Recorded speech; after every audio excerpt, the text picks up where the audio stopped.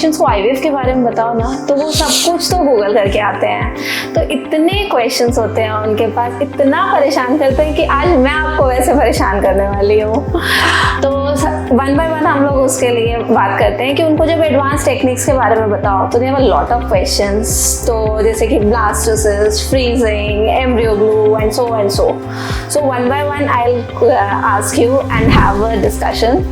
तो first of all what is freezing? Freezing क्यों करी जाती है, उसका क्या एडवांटेज हो जाता है पेशेंट को? Definitely, actually this is very true, क्योंकि आज की तारीख में Google Baba is the most common Baba available and patient सोचते हैं कि गूगल पे जो लिखा है वो सब कुछ फैक्ट है, बट ऐसा नहीं है। गूगल पे जो कंटेंट होता है वो कंटेंट राइटर्स लिखते हैं, but actually it is different from the fact जो डॉक्टर्स ट्रीट करते हैं।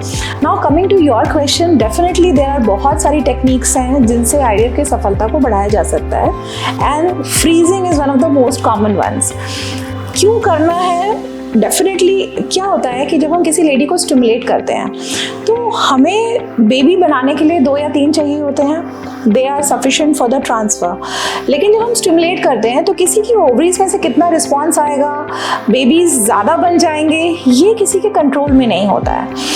तो जब वो बेबीज़ एक्स्ट्रा बन जाते हैं तो वो बेबीज़ को अगर पेशेंट फ्रीज करा लेता है तो उससे उस पेशेंट को ये बेनिफिट होता है कि बाई चांस अगर उसने अपना फर्स्ट ट्रीटमेंट लिया and somehow it did not lead to the positive result, तो उसको ये बेनिफिट होता है कि उसको सेकेंड साइकिल में दोबारा से पूरा प्रोसेस नहीं करना है, वो उन रखे हुए एम्ब्रियो से भी अपनी प्रेगनेंसी को ले सकता है। That is one benefit of freezing.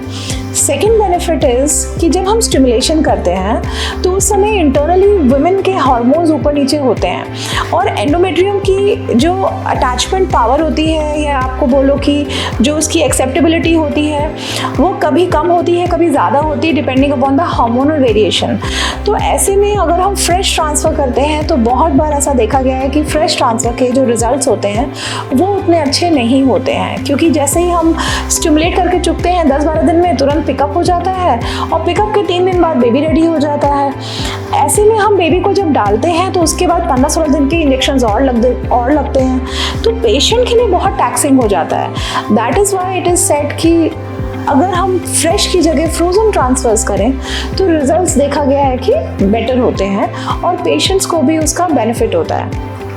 और मैं आपको एक बात बताऊं, फ्रीजिंग का एक बहुत अच्छा बेनिफिट होता है कि अगर आपका साइकिल पहली बार में पॉजिटिव हो गया तो आपके जो रखे हुए बेबीज़ हैं ना, वो आप 10 इयर्स तक उसको फ्रीज करके रख सकते हो। सो आज से 3 साल 4 साल बाद जो आपके बेबीज़ आपने फ्रीज कराए हुए हैं वो आप दोबारा आके उन्हीं बेबीज़ से प्रेगनेंसी ले सकते हो, जबकि आपकी ऑलरेडी एज एडवांस हो चुकी है, फिर भी आप यंगर जनरेशन का बेबी ले सकते हो, which I feel is the biggest advantage to stop your clock, to freeze your biological clock and to preserve your fertility. This is the best option one should always go for.